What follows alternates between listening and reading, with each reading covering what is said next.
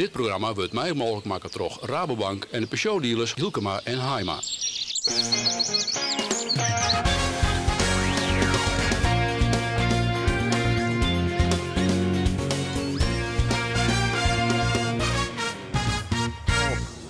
Mijn naam is Freek Wijma en namens Omroep Friesland maak ik mijn nemen te geren mij Elke Dijkstra.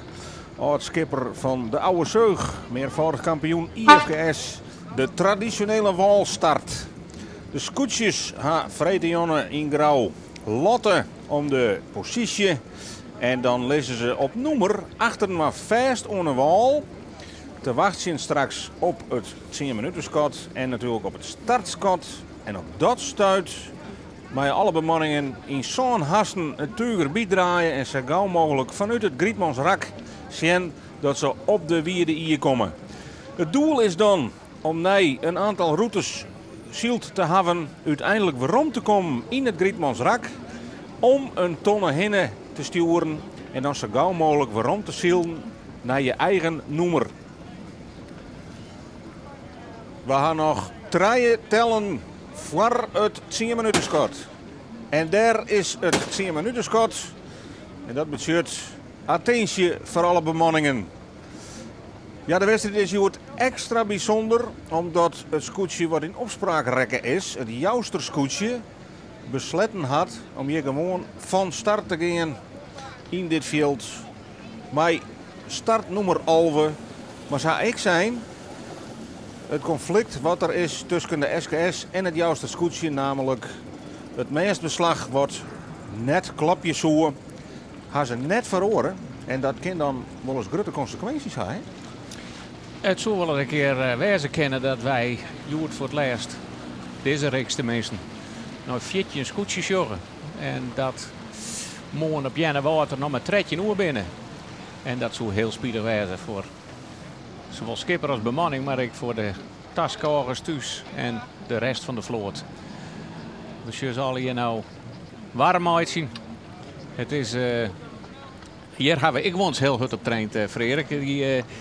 Het omheen loeken van het zeil. Je ziet al, die had de giek wat heen gelutsen. De oren die hebben de wanden om heel goed die stielkabels. Staan al bij de faber kleren om aan te drukken. Dat is een wedstrijd op zich, waar ik ons zeer verschrikkelijk betoefd in ben. Nou, je kan ik uit mijn eigen vriend een beetje om mij praten, want ik ben jarenlang liereman geweest. Dus ik weet hoe zwier het wijzen kan om dat grutzeil in 1 keer naar boven te rammen. Dan ben je even uitteld. De meeste liereman die moeten dan vaak het eerste rak even op dek liggen om wat op adem te komen. Maar dat wordt aanst de wedstrijd. Schouders even los. Spul in het werk zetten. Het voordek zorgt ervoor dat die vak omheen komt. En de liereman die moet in vliegende vlugge vaart dat grutzeil omheen takelen. En waar is dit rede vlagje van? Het wordt steeds spannender, moeilijker voor u.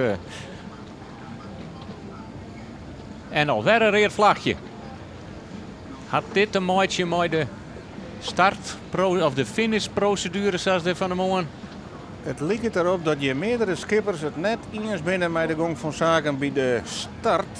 De finish, denk ik. Hoe de finish worden met van de morgen de vergissing over hier. Maar het is toch wel heel bijzonder dat het al hier communiceerd wordt met vlaggen.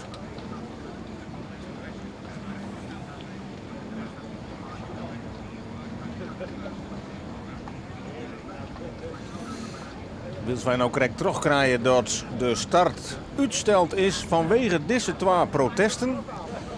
De commissie van de Veenhoop en van de SKS zullen impeteerd met deze skippen beziekje uit te praten wat er nou correct aan de hand is. En dus zullen we die peteren eerst even een afwachtje maken. Ik sta bij wedstrijdleider Albert de Vries op het scootje van de Zuidwesthoeken. Het correct praten met Jaap Zwager van Langwar. Het nou bij de Zuidwesthoeken West. Hoe komt het, Albert? Ja, we gaan los en de jongens hebben beide bezwaar in de manier van starten, omdat het hier vader win is en ze net goed voortkomen kunnen naar hun idee. En er zit natuurlijk wel wat in, maar het is wel, ja, dit is wat we gaan. En dit is de win, hè. Het staat er wijd. En ja, Maar ik heb alles aan proberen te doen. En ik geloof dat Jaap Zwaar nog steeds denkt van dit gaat zo net goed. Maar Zuidwest ook die wil wel starten. Die weet niet of ik kan starten nou. Want het is, de bordjes staan net op 400 meter. Er is één bordje bij, die zit net vast. Die is verschoot. Dus die hebben 6 meter achter. Zodat in ieder geval Zuidwest ook beter tussen de bordjes past. En die past er ook goed tussen. Daar gaat hij in op boord, dat ken ik nog. Maar we beginnen de startprocedure in. En dan beginnen we het proberen. En deze man zullen er alles aan doen om als eerste te vertrekken van de halve maan. Bij skipper Klaas Westerdijk. En officieel is het nog 10 seconden.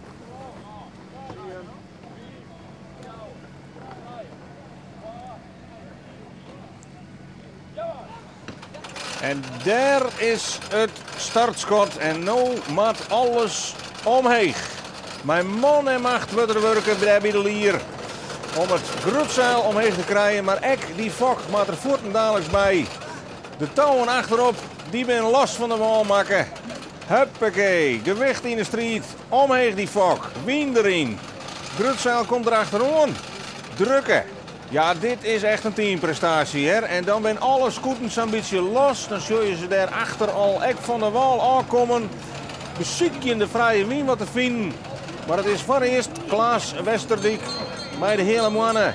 Die zijn eerste positie behoren kan. Die het tuur bij had. En dan lijkt het erop dat iedereen toch veilig van de kant kwam is. We zullen nog net kijken wat er in het achteraan gebeurt. Maar Klaas Westerdijk had al heel mooi op die cinturen bij. Maar de Zwan achterin helemaal. Daar zit al volle wien in. Wielsen we de scootjes er vlak voor nog zorgen. Ja, daar gaat er in. Dat zal akkeren wezen die gelijk al oer de Zwan van Langwaar heen is koot. Joris, je wordt al hard werken.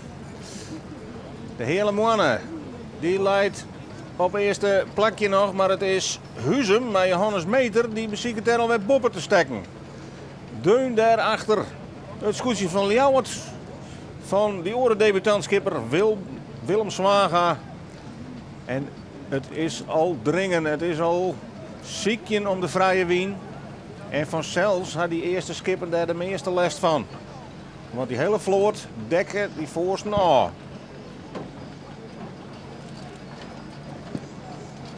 Ja, het is in Wurg alle reden shirtjes. Maar dit is het veensje waar die hier grauw voorbij schiet. Dus nee, grauw zit er weer achter. Het dragsterscootje wat er wat onderlijdt. Die is al, het veen is het dragsterscootje al voorbij. En grauw is al oer de snekerpan heen. En die had ik al de lemmer verskalkt. Je douwe visser op nee. Een mooie slag slaan in het kampioenschap.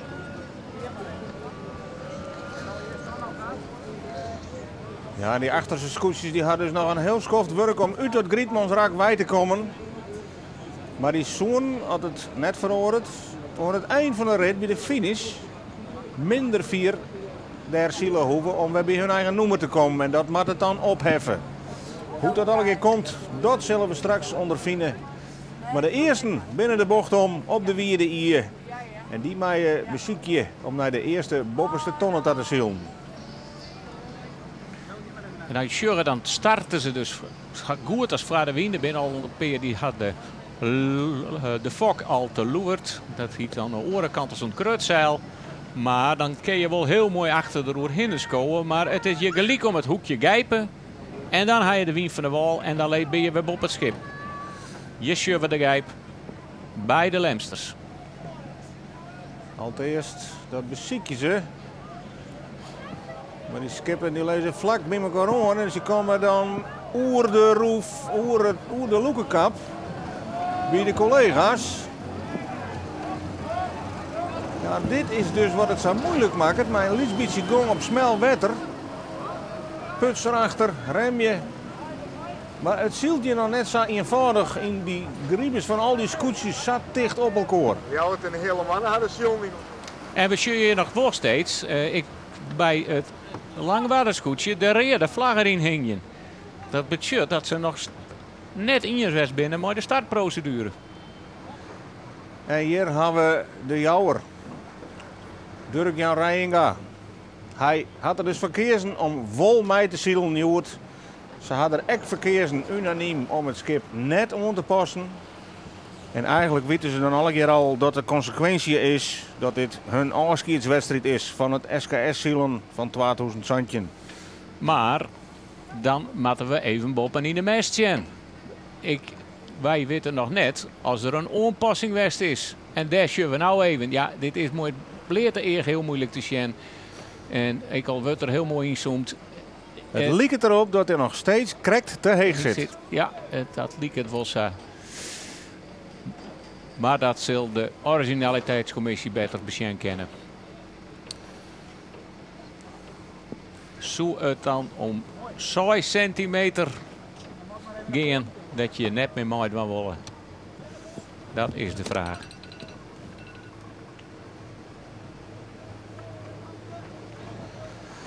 En starig gewoon komt er wat meer rondte in dat roemenrak, dat Vladimierse rak. En zie je de scootjes haar eigen positie. Hier op de vakgroen, daar zien we dus die gele tonsjes, die hindernis, waar de scootjes alle keer omheen matten.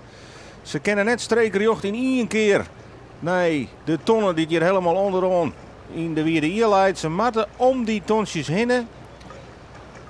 En dan hebben we dus de hele mannen hier rechts in beeld en Huzum links in beeld. Die beiden die zullen toch de grootste kandidaten wezen om als eerste om die onderste tonnen te draaien. En het is Huzum die hier het meest profiteren kan van de vrije wien. Dan lijkt het helemaal een strookje wien er in de midden te hebben. En Ljouwert ertussenin, die nou al een liedseintje eruit lezen.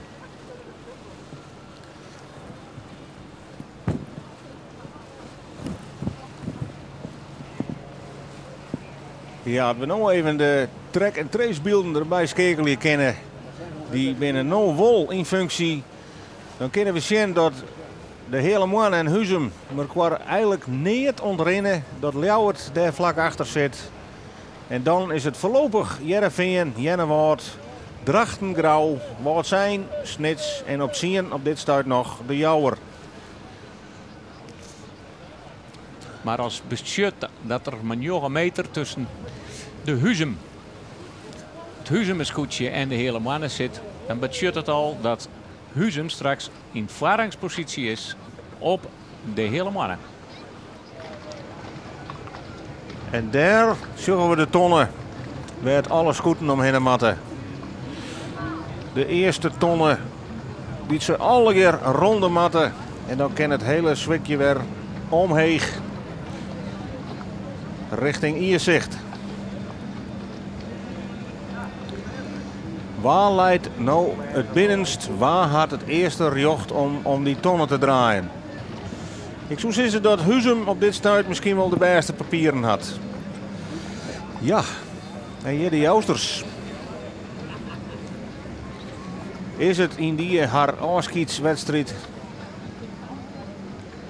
Of komt je toch nog een stukje achterwij?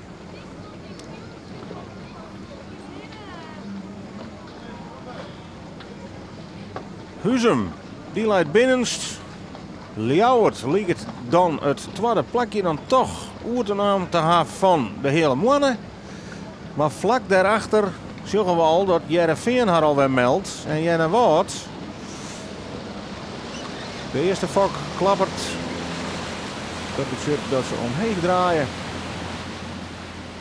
En zag ieder beeldtintje van waarom gaan ze net op die ton aan. Nou, ze willen mooi de scoorten al aan die tonnenronde. Dat betekent als het heger in het kruisrak uitkomst. We zeggen het het is net als je heek zal maar de kiek uitkomen om die boeien, dan kom je meters onder die tonnen uit. En dat is een beetje wat Ljouwert, ja, die mat rond die aan al gebeurt. Of ken die nog op die op. Hel hier voor die tonnen, maar dan wil je wat dwongen. Nee, we zeggen het al. Hier zitten meters, zit er toch al wel een metertjes tussen. Maar ja, dat komt ik door de positie. Destin dwongen wust. Het lijkt dat Ljouwert heger uitkomt. als Huzum. Huzum zielt verder terug naar de wal. En wordt het Ljouwert. Ljouwert gooit hem gewoon even wat extra met de kop in de wien. Lid die fok even flapperje. En Trossie snelheid even op 1 meters omheen pakken. Dat het scootjes die achter hem zitten net oer hem heen komen kennen. Huzum hier het voordeel dat ze voorop leiden. Die hoeven dat net te doen. Ja, die wil natuurlijk ook net leeg uitkomen. Maar die houden de snelheid en we zullen dan het god ik al ontstaan. Ja, en als we goed zoeken, dan verhoort er meer. Want het vensterscootje valt dan de hele mannen aan. Echt een boeiend duel. Hoe pakt dat uit?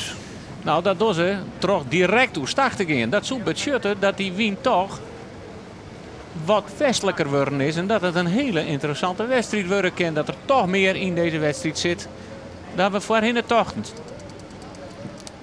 Je ziet de Gerben van Maan. We zien ze.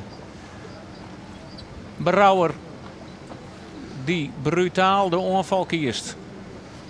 Maar je ziet het, als je, nou, ja, het is moeilijk te zien of maar kan hij de tonnen zijn niet een keer onrennen. Hij kiest in alle gevallen voor de vrije win uit de smarge win van die orenskippen. En dan is het dus even aanwassen hoe dat uiteindelijk oppakt. Huzum is ook gang. Volgen terug Ljouwert.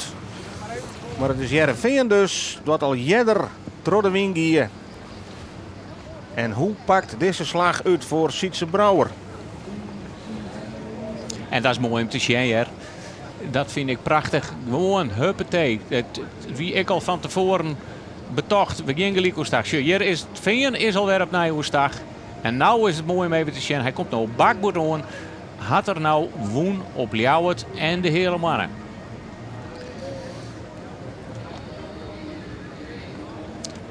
En ja, hier, daar zullen we al de aanval van Heerenveen, gelijk Ljouwert en het hele mandje al te pakken. Mooi, een prachtige, brutale slag, gelijk om de tonnen. Van tevoren betocht, het ken haast net oors. En daar pakken ze gelijk wat plakjes. Voor eerst dus de Gerben van Manen, het Heerenveense scootje spekkeper. Van het 5e plak al voorlopig naar een 2e plak. Zij zie ik de hege kant op. In de hoop dat ze dan in een lange haal misschien wel trok kennen naar de volgende tonnen. En nou hak het de scherm net goed om de wien te zien. Ik moet die gele tonsjes, maar gist nou net te 4 zitten. Want de mag straks toch weer om die gele balsjes in. Of is die wien zo eruit dat ze zo heel langs die kant matten. We zullen het straks zien.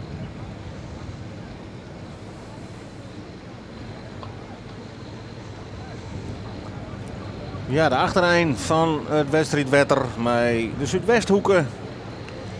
Ik met de Jouwer. Startposities Alve en Tolve.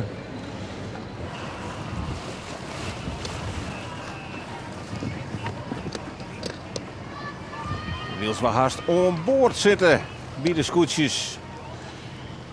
Ja. Douwe Visser. Als dit spul wat goed onder praat. En zielt prachtig, rustig er naar voren. Wit dat het net in één rakje beslist worden hoeft. Maar pakt zijn metertjes mee.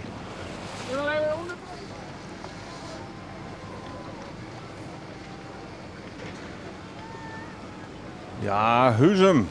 En Jennewoord. Vlak, Njonkenel kwar en Jennewoord nou dus boppen Huzum. Dat betekent dat Jennewoord op dit stuit de koprenner is. Ze komen van het 6e plak af. En doen dus voorlopig in deze eerste route goede zaken.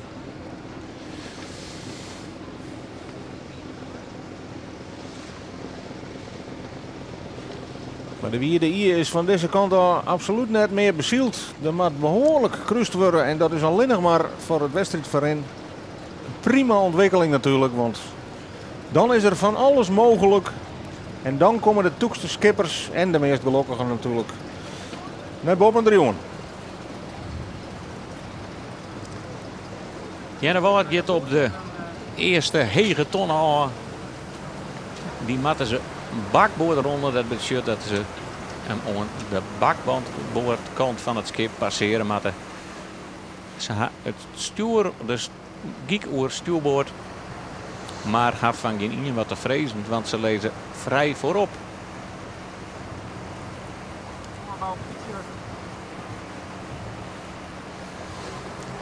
Wij kunnen even oerskapelen naar het track-and-trace systeem. Dan zullen we even de cirkel werd Jennewoord in Zieleseel direct. Nummer 2, dat is dan de tonnen werd ze omheen matten.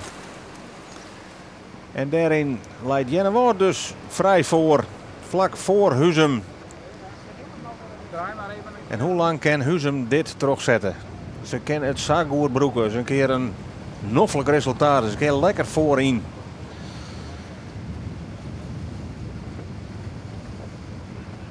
Ze hier nu het startpositie 2.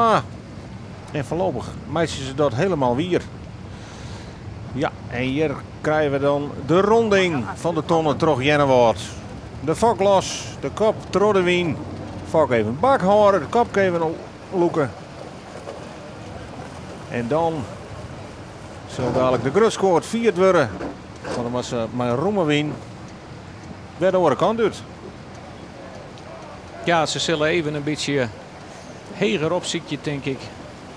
Om wat vrije wind te houden. Nou, ze vallen toch al wat redelijk snel. Maar ze komen van alle kanten. Maar in feite wordt het een beetje boppen al die zeilen, delvaren. Van al die cruisende skippen. Want ja, dat remmen die ik weer al. En boven dat is de regel net aan de wind heeft voorrang op voor de wind. Er is een regel. ik doe ik even in de papieren. Want dat is een SKS-regel. En die geldt net bij het internationale zielnop. Maar die geven we even uitziekje. Dat wil zeggen dat je weer omheen matten naar die tonnen. Dat je natuurlijk alle keer skip en chin komen die nog aan het cruisen binnen. En dan is het meestal dat de skippen ohne wien in principe voorrang hebben op de skippen die het roem zielen. Dus die moeten daar rekening mee houden. Er wat omheen manoeuvreren. Die kunnen makkelijker een beetje afvallen of opsturen. Wilst de cruisende skippen natuurlijk zo scherp mogelijk ohne wien varen moeten. De hele mannen en Grauw zitten vlak achter de noir bij die tonnen. De hele mannen op het tweede plak, Grauw op het vierde plak. Dat scheelt ik haast niks meer. Die douwe visser van Grauw krijgt als in de wedstrijd in Grauw mooi uit het middenveld wij naar voren skarrelen en uiteindelijk zelfs als winnaar over de streek. Hij zit er echt Joert weer prima bij in de wedstrijd op de Veenhoop. Oeh, dat scheelt er net vol met Griene Boeike van de Vagel. Cool, alle keer precies. Het is de oude visser van Grauw die weet wel wat zielen is, maar daar zit net een hele grote ruimte tussen. Nee, nou ja, het is alleen nog een kras geweest en green op green. Want voor de rest meest alles rijdt je op het water wat er is. Behalve de gele boeikjes en de grote ton die er rond voor mij.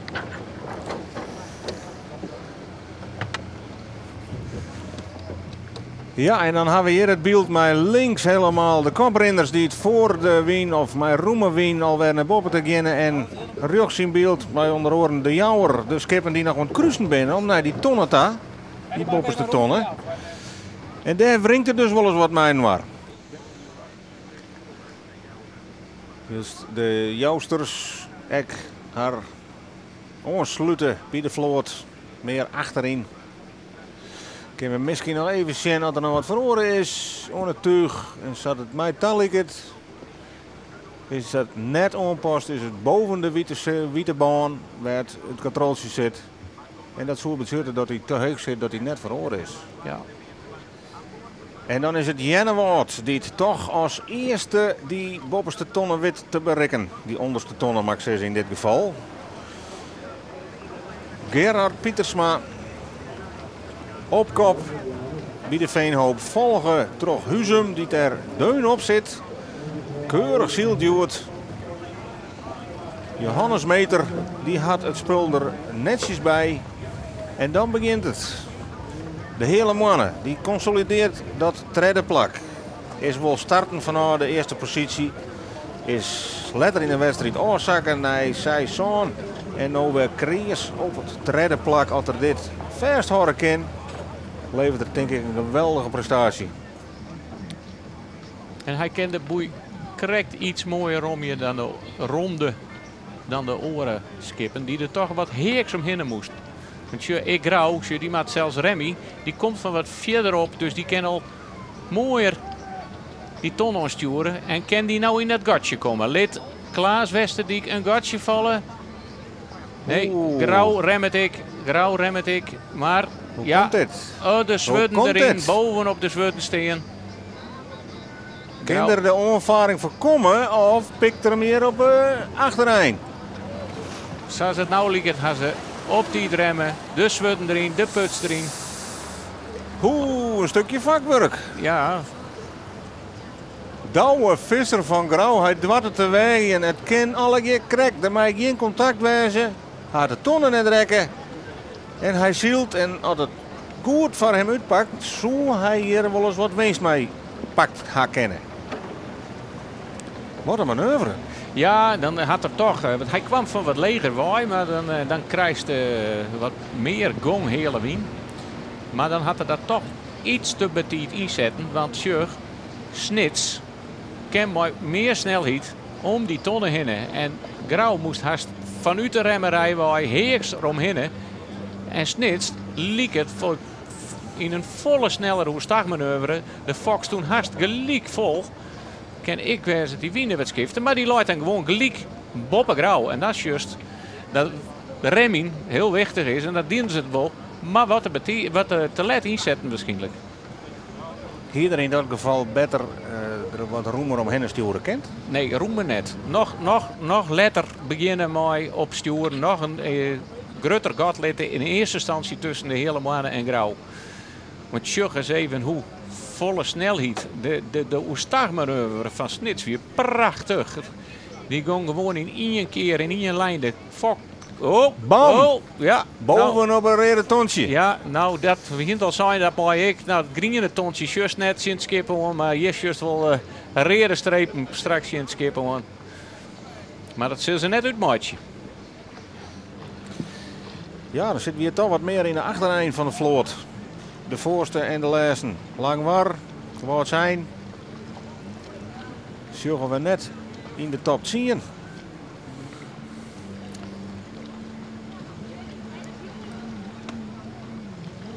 En deze man die zit eigenlijk te wachten op het teken van wanneer wij weer finishen.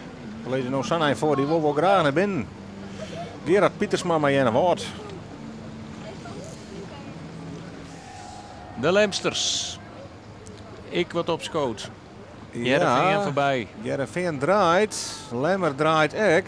Waarheid er nou boppen. En wordt Jereveen nou voordraait. Kan hij de tonnen zo aan of kan ze hem net aan? Even zien hoe dit bij de tonnen Delskoot. Ja, de Lemsters zullen de Jereveensters rond de jammatten. En ik vind dit eerlijk zijn net zo'n hele verstandige manoeuvre van de Lemmer. Want Sjug, de Akkermus lezen ik weer achter het vinger. En Die de Lemmer kan er net bij komen. Nee. Hij zal straks draaien matten voor de wal. Dat is zo zijn enigste tactiek. Hij houdt nog wel de vrije win, de Lemsters. Dus ze hopen erop dat ze deze positie houden. Dat de Jereveensters net de win uit de zeil neemt. Dat ze stil komt te lezen. En dan romte voor de wal roppen. De Gittelien voorop staan. En dan laat de Lemmer toch weer heger dan het Jereveen. Dan had ze toch goed gokt. Ja, hier is nog wel even wat strijd mogelijk. Hè? Dit leidt alle keer nog heel dicht bij elkaar. En elk foutje wat nou makkelijk wordt, dat wordt hier afstraft.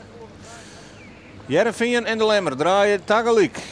En kan Jereveen dan nog correct voor de Lemmer blijven of kan de Lemsters haar scootje er boven steken? Ja.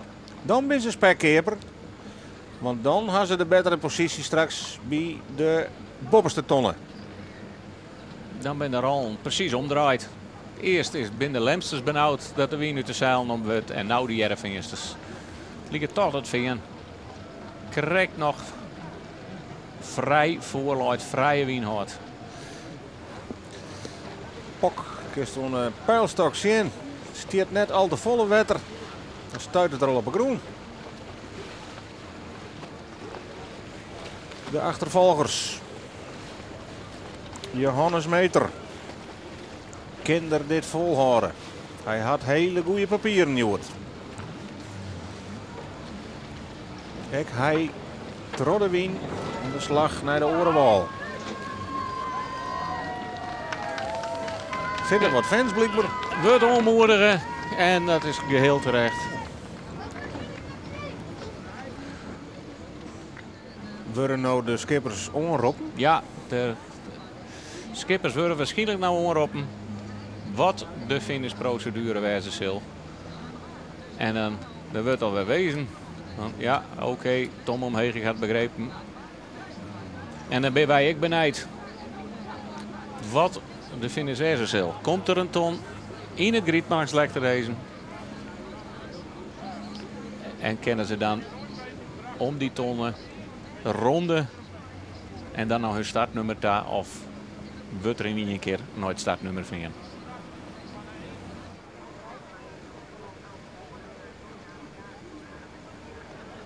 Oh, de Lemsters opsturen. Ja, ja, ja.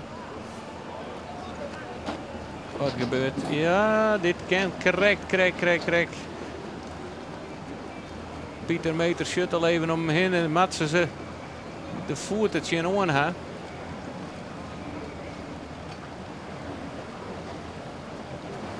Wat doe je hem hier? Zo wordt er jongen. Maar het gaat keurig, hè? Het gaat keurig.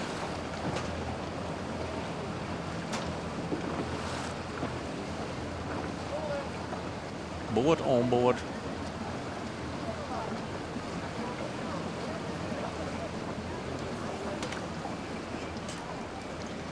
De man men concentreert. Geen skellerij, geen razerij.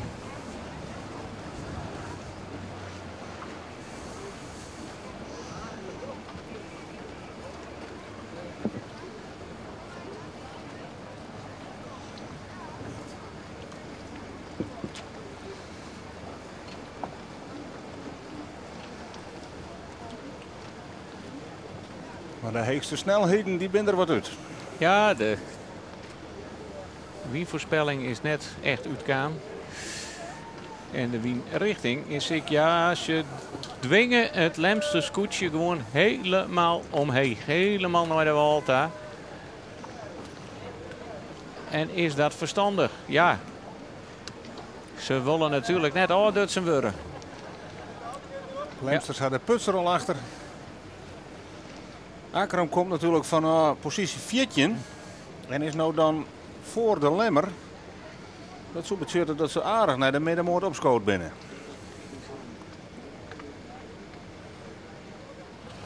Hier zullen we de jousters. Dirk-Jan Rijenga. Is dit zijn afscheidswedstrijd van 2000 Santje? Ja, en in de toekomst. Want als je dan principieel bent en hier kom je net uit. Hoe kom je er dan wel uit? Ja, er weer nog een kierke iepen. Als Joert het beslag verhoorde zoen, dan mochten ze nog meezielen. Gaan ze net in. Ze lieten er dus echt op aankomen. En de commissie had al zijn, de SKS, regels ben regels. En als je je daar net aan houden, dan word je dus crossed uit het SKS-kampioenschap. En dat soort beschutten, dat we van morgen met Tretje en Scootjes zielen in Stefan Viertjen.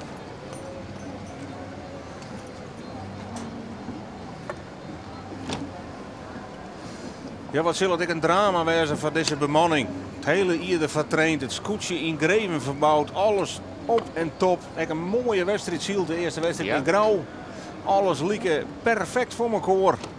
En dan zo'n anticlimax. Toch een situatie. 6 centimeter, hè? Van het katroltje. Dat te heeg afgelegen. 6 centimeter te heeg ging het. Ja, dat is. Waar hebben we het over, zullen we zeggen? Ja. Zullen soort mensen zeggen. Zullen sponsors zeggen, zullen publiek zeggen, zullen fans zeggen. Jousters, maar het scootje ziel niet in geheel. 13 scootjes is toch geen geluksgetal. Nee, het zou heel spietig wezen voor alles en iedereen. Maar het is een principiële keuze van de commissie van het Jouster Scootje. En dus gaan we ervan uit dat dit het afskeert is, in elk geval van dit hier, van de Oeraltus. Net Oeraltus dus, net meer op het SKS vaarwetter. Wils de meeste gong je er toch wel wat uitlijkt, ja, bij de zielerij. Dan wordt het natuurlijk een tour. Om nog alle keer manoeuvres uit te heljen in het Grietmansrak. Dan ga je wel een beetje wien van nodig. Maar het gliert nog. Het vaart nog wel, maar de verschillen zullen groot wezen. De mannen van Jennewaard zullen al een paar rondjes bier op gaan kennen voordat de noemer Leers door de finish komt. Het kan nooit heel vier meer wezen. Ze zitten aardig naar de oren eind af van het Grietmansrak. En daar ergens ben ze echt starten. Ik ken alleen nog de noemers natuurlijk net zien. Maar die komen dadelijk wel in beeld. Ja, en daar komen ze Huzum Action. Huzum druk aan het kruisen. Daar beginnen ze Boppendel. En Huzum had dus nog een behoorlijk eindje voor de boeg. En we zeggen ik dat dit waren schippers worden. Ja, wij ze tochten dat ze les van hier, maar Huzum wil nou niks met Jennewaard te maken hebben. En Jennewaard niks met Huzum. Dus ze zullen elkaar behoorlijk maaien. Ja, je hebt de achtervolgers. En dan zien we het toch dat de hele mannen weer wat dichterbij komen is. Maar daar vlak achter de Snekerpan. En de Snekerpan, hier start nummer 7. En de hele mannen, hier staat nummer 1. Ja. Dus virtueel leidt de Snekerpan voor nou. De haan is al omheen. Ik ga nog geen scotje. Maar het ligt erop. Ja. Wat doen we jongens? Doen we die vak nog even te loven? Zeiden ze voor of... Nou domme wat ligt het. Er wordt geen seintje doen. Maar even luisteren, want het Scott kan elk moment vallen. Ja. Daar is hij dan. De eerste oorwinning voor het scootje van Jennewaard. Gerhard Pietersma slacht ta op de Veenhoop. Hij kwam het beste uit het Grietmansrak. Gerhard Pietersma, lokwenske met deze prachtige oorwinning. Starten op een 6e plakje en er zo'n verschrikkelijke eind rennen. Hoe kan dat? Ja, we hebben van het weekend even geanalyseerd en dan kom je wel eens ergens achter. Ja, waar ben je hem achterkomen? Nou ja, dat is gewoon oorsmut. Dus we moeten gewoon beter zielen. Nou, dat doen we nou. Ja, dat is heel simpel zijn. Maar hebben wat verloren, ons skip? Nee, wij hebben het skip helemaal niks verloren. En wat heeft ze dan wel verloren? De mindset? Ja, we hebben het nog een vakje ervoor en het hebben we geleerd. Een oorvakje ervoor? Ja, ja. Een wat verkeerd vakje ervoor en ja, dat is nou goed. Nou ja, dat docht vertutten, dat blijkt wel. Ja, mooi hè? Ja, de eigen is nog heel restig. Ja, het is nog net Auron hè. Als je, het mensen stukje voor de meesten komen nou, want het is heus net leuk om daar weer niet op te varen. Nee, maar ja, dat hij hem voorkomt, toch zo'n eind Rutter in. Ja, daarom. Dus ja, dan moet je sneller wezen en dan kan je misschien nog eens wat pakken. Ja, Jennewaard wint dus en ja, dat is dan ja, het stukje glons wat er op deze wedstrijd zit. Want er zijn altijd winners, maar er zijn dus ook verliezers. En een van die verliezers, denk ik, is SKS-voorzitter René Nagelhout. Want ja, deze dag, om zo de skiertingsboeken in te gaan, denk ik, als de man die een scootje eruit hellen heeft, dat zal net goed vielen, denk ik. Het viel net goed wat er gebeurd is, maar dat is iets wat zich opbouwd heeft. En ik denk dat ik me net als ik viel me geen verliezer, net persoonlijk in ieder geval. Maar ik denk dat we als SKS hier absoluut de glans van het kampioenschap kwijtraken binnen. Dat ben ik op niet eens. Je hebt het ze verteld, want je hebt van morgen al heel duidelijk maken. Hè? Van, als je hem dit doorgaat, dan gebeurt er dat. Dus we zeggen ze voortgaan. Het zijn ze al, nou ja, ze zijn niks verhoren, dus ze lezen eruit, dat wie duidelijk. En dan vertel je het ze toch, wat zei het, de man achter het helmhout dan? Het is dus zo dat wij de formele waai erin volgen. Staat dus handboek dat onjouwt. En dat betekent dus dat de commissie aanbod vaststelt het inderdaad. Dat zij maar het oude de beslag zielt hè. En dat wij dus een noodzaak binnen, helaas als SKS, om dit besluit te nemen. En dat heb ik hem verteld. Wat zou Dirk Jan dan? Duidelijk. Meer net? Nee. Dat is die reactie. En dat hier zeker weer te kennen. Ik denk dat het vrij duidelijk is dat het hier op onstuurd is vanuit Jouweren. Als we alles bezorgen, dan is dit wat u betreft een vooropgezet plan. En ik zou die wel vertellen dat wij er net in bij gaan. Wij gaan net maar in speeltjes, dat heb ik al jij eruit zijn. Wij zijn heel duidelijk geweest, nou, zowel naar Jouweren, aan de eigenarencommissie en ik naar de skipper, dat we dit net accepteren. En dat betekent dus dat zij de consequenties daarvan nou dragen. En dat is precies helemaal conform alles wat wij verstaan.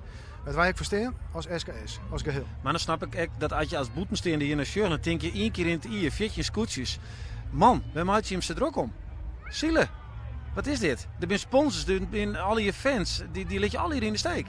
Vooropgesteld, het sponsors is net het belangrijkste binnen. Het gaat bij de SKS om meer dan dat. Taskcorers. Taskcorers, dus volgens mij heel wichtig. En dus eigen vereniging is daarin nog wel het allerbelangrijkste. Maar kon je hem net erin griepen dan, om dit vat te komen? Er is een hele soort onwis met Jouweren. Jouweren heeft dus in eerste instantie altijd buiten hun beslissingen houden. En pas op het laatst hebben ze dus onjoen wat hun plannen waren. En toen hebben we de kans om er wat van te vinden. Maar Jouweren heeft continu zijn eigen koersvaart, zonder dus daarin te kennen. Ja, dat is gewoon de consequentie is nou voor hun. En er is ook net een mogelijkheid meer nou? Het is echt definitief, ze zijn eruit? Ja, dit is helemaal definitief. Er is geen mogelijkheid. Als Jouweren daar wat onderhandelt, dan is de algemene ledenvergadering het gremium met ze dit bepraten moeten. Dit is net iets wat je in een wedstrijdreeks dwam moet. Dat betreuren wij heel erg. Maar we vinden het wel noodzaak om dit op deze manier te doen.